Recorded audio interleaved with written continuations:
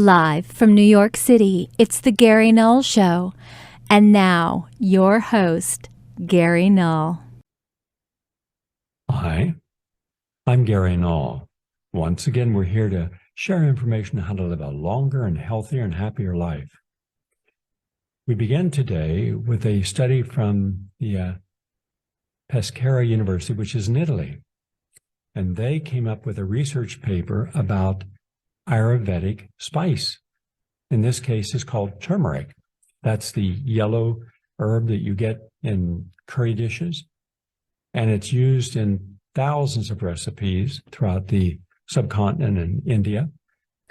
But inside that turmeric is a very, very powerful healing agent, one of the most powerful in all of nature. It's called curcumin.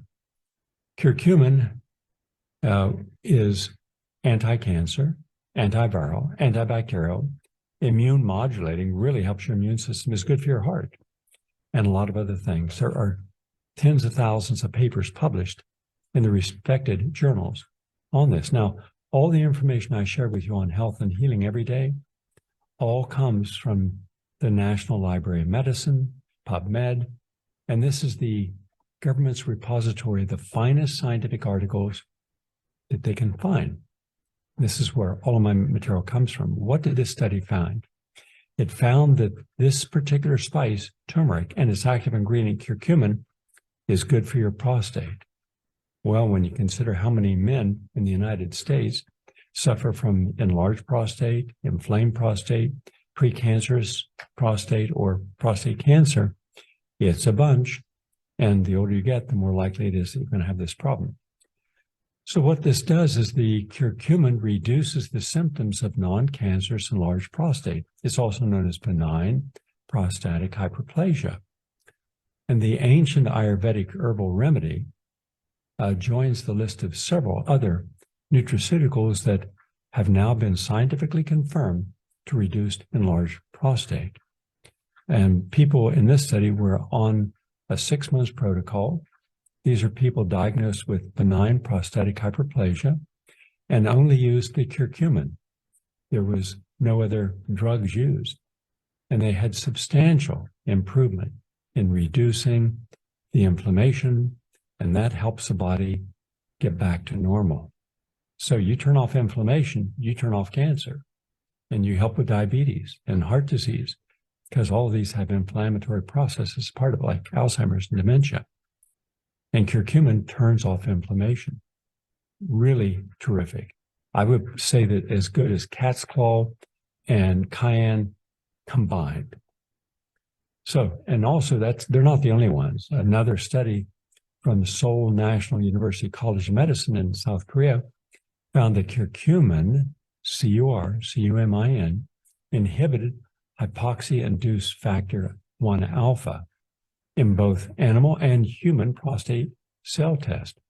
This inhibition resulted in the reduction of inflammation, which is hyperplasia, among the prostate cells. This in turn mediated epithelial transition markers directly related to inflammation, meaning it turns down inflammation. If you have arthritis, you want to turn down inflammation or any other type of illness in the body.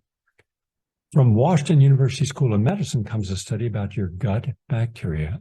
It could be the key to preventing Alzheimer's. Yeah, brand new information in the current issue.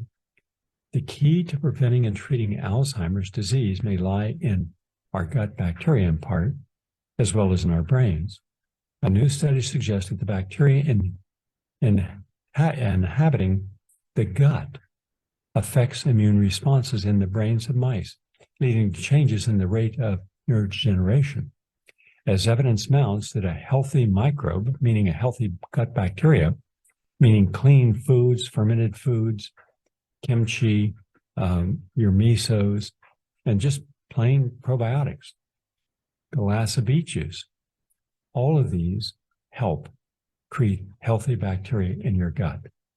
That's important because sugar, yeasty foods, meat, antibiotics destroy the healthy bacteria and cause a proliferation of the toxic bacteria.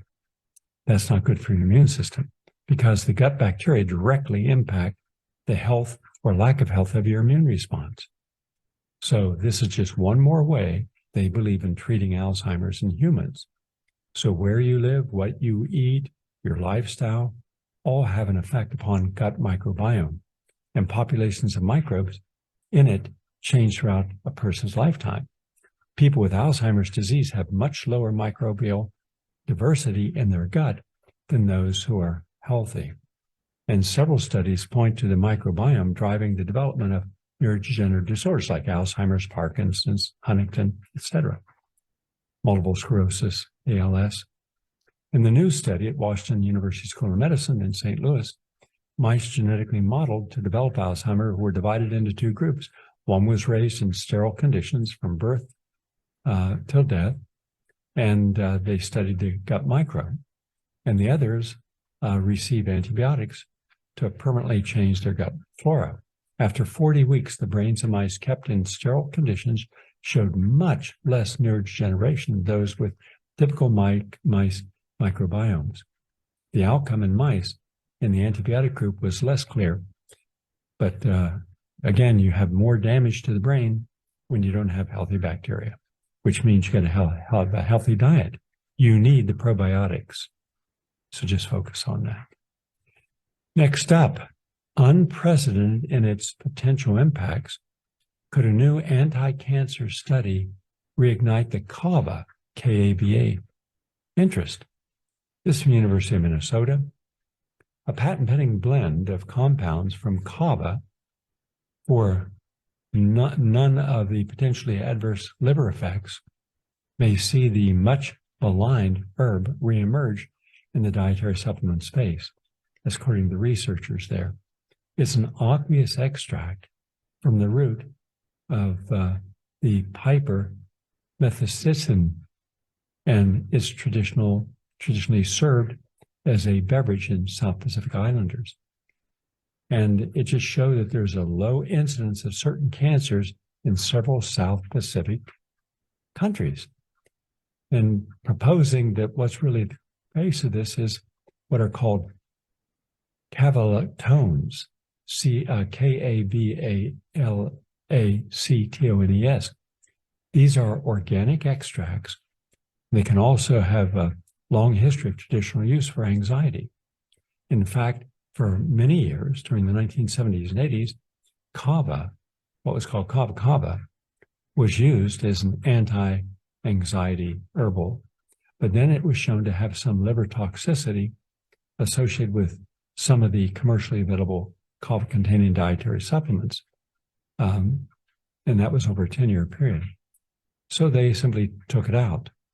Well, now they're showing that the extract, so it's a different way of taking the nutraceutical active ingredients out, can have a direct impact in another way, especially for lung cancer in humans. So a whole lot of good research there. And this was published in Cancer Prevention Research.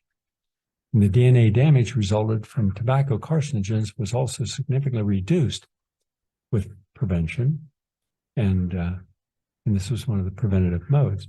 And there was no liver damage in these. That was the problem before, was liver damage. So just bring you up to date on something. Now, a lot of people don't even know what a pulse is. I'm talking about not a pulse in your wrist. I'm talking about the bean, the legume family, pulses. But according to the University of Copenhagen, pulses which have 2 to 3 times the protein of cereal grains could replace meat altogether while being sustainable and climate friendly. Now, for those of you who are not aware, the best place to find pulses, some health food stores, but into Indian stores. So if you're fortunate enough in your community to have the Indian stores with their hundreds of different pulses and legumes and spices, good place to shop. In New York City, there's a whole lot of Indian stores down in the 27th block on Lexington Avenue in Manhattan. And you can smell all the herbs as you walk down the street. In any case, pulses have a unique ability to capture nitrogen from the air and fix it to soil to create fertilizer, which benefits other parts as well and of the plant. This makes the need for additional fertilizer negligible, as well as the crop greenhouse gas emissions. You're not going to have them. In these studies, the scientists took a careful look at pulses consumption across Europe, and in doing so, identified the obstacles that challenge consumers. People in Denmark have roughly average knowledge of pulses. They come in last place for quantity and variety of pulses eaten. They just don't eat them. Spain is at the top of the class when it comes to awareness, the variation of pulses used in total consumption. They're very into it. And in fact, Spain has had a historic interaction with the Middle Eastern culinary traditions, and that's probably one of the reasons. The earlier explorers and traders brought back these spices and began to use them in the dishes, which were a novelty in Spain. So now you find them everywhere in all the menus, but not in the United States, not in Great Britain, not in Germany. So regardless, pulses are a natural part of Spain's Mediterranean diet. In Germany, the traditions have been forgotten. So forget that. One little aside here. When I was last in Germany, I was visiting an anti-aging clinic. I wanted to see where the cell implants, because it's not an injection, you actually have this huge needle. I mean, it's big. And they numb the buttock, and then they stick in this large needle, and they push in these fetal extracts from sheep. And that's supposed to rejuvenate any of the organs in your body that are damaged or hurting. And the science is there to support it. But what was interesting is when I was speaking with the doctor who ran the clinic, and I was asked, could I speak with the patients? He said, sure. So they kind of all got together. They're about 50. And I said, how often have you been back? They said about every 4 to 5 years. That's how long it lasts. And I said, and what have you noticed the difference? Oh, new energy. My skin looks different. My immune system's stronger. I have more strength. And whatever organ I was wanting to get rejuvenated is working better. Okay. What about your lifestyle? Oh, we haven't changed the lifestyle. Really? Because I noticed how many people are smoking. So you continue smoking and drinking, eating poor diet, not exercising. You just rely upon this. I said, well, what would happen if you change your diet, change your lifestyle, and then took this? They'd never tried it. It was just an interesting little observation. But some of the most unhealthy meals I've ever seen in my life were in Germany. I mean, Great Britain is the worst country in the world as far as their culinary cuisine. Excuse me. But Germany's got so much fat. In fact, when the doctor was taking me from his clinic, where all the work is done, back to where everyone stays, he said, we always stop off and have a pre-dinner snack. Okay. So we go into this big, looked like a barn, and it was filled, and people sat at these circular tables like family style. And in the middle of the table were different like mustards and ketchups and sauces. But then they bring you over a bowl of sausages. Now, I'm a vegan. I didn't eat, but I was watching it.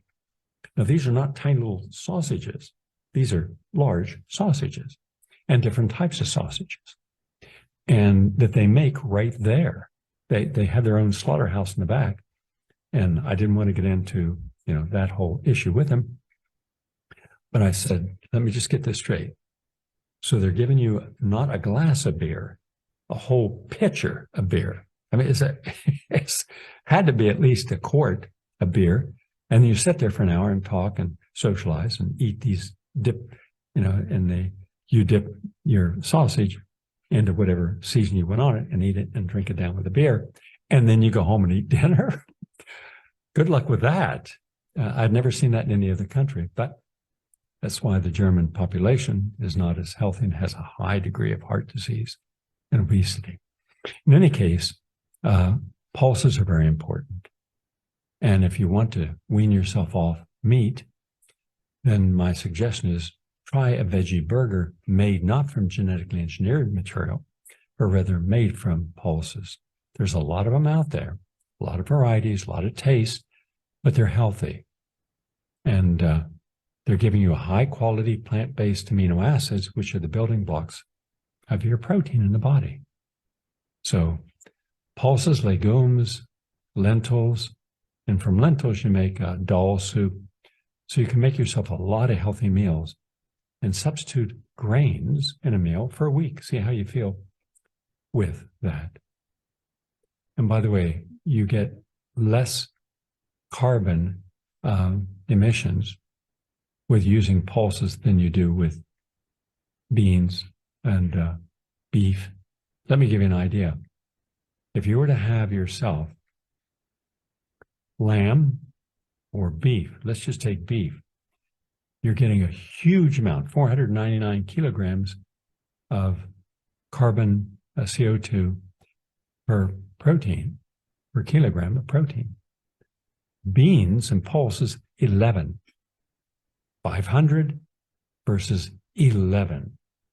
So growing these does not create air pollution, doesn't warm the planet. So it's one of the reasons we'd like to see more beans and pulses grown. All right. Next up, people with cluster headaches are more likely to have other illnesses. So says the Karolinska Institute at a university hospital in Sweden. Now, cluster headaches are very common in the United States. And what happens is that the cluster headaches are attacks of severe pain, often felt on one side of the head and often over the eye. The rare occasion affecting about 0.1% of the population, but they can be debilitating. People affected with cluster headaches can experience up to 8 per day, with each one lasting anywhere between 15 minutes to almost 2 to 3 hours. Cluster headaches are relatively short-lasting compared to migraines. Still, there's a lot of pain, and it's severe, and it's incapacitating. You know, your eyes water, you get redness around your head, you get nasal congestion. So that's also what comes with it. But what this study showed is that there could be other problems as well that are undiagnosed. For example, controlling the circadian rhythms, sleep cycles, wake cycles. They found that makes a difference. They also found that people having cluster headaches are more likely to have other illnesses, and those could be heart conditions that are not recognized, heart disease, mental disorders, neurological disease. In fact, in the study, 92% of the people in the study with cluster headaches also had at least one other illness. So the whole idea is to detoxify the entire body and start using, believe it or not, the best therapy is acupuncture with a series of different herbs that are known to help. Cat's claw is one. Feverfew is also important. And finally, from Northwestern University comes a study about vitamin D, and is found to improve symptoms of toxic arrhythmia during chemotherapy. So high doses of vitamin D alleviated symptoms of patients with toxic arrhythmia of chemotherapy significantly faster than current treatments. That was published in the Journal of the American Medical Association, Journal Dermatology. So just one more reason why vitamin D3 is so important in so many ways. That's the latest on health and healing. We're going to take a break. And by the way, every Monday, 6 a.m., John LaBelle, who publishes the Gary Null newsletter, sends you out all of the footnotes and most important information. Now, that's free. You have to go to GaryNull.com, and you'll see how to sign up for that. But if you want the Tuesday, Wednesday, Thursday, and Friday one, which has a lot more information in it, a lot more topics, there's a small fee for that. Back in a moment. Please stay with us. If you would like to stay updated and see more content, you can follow PRN on Twitter at live.prn and YouTube at Progressive Radio Network. Make sure to like, share, and subscribe. Thank you again for listening to PRN, the home of progressive voices.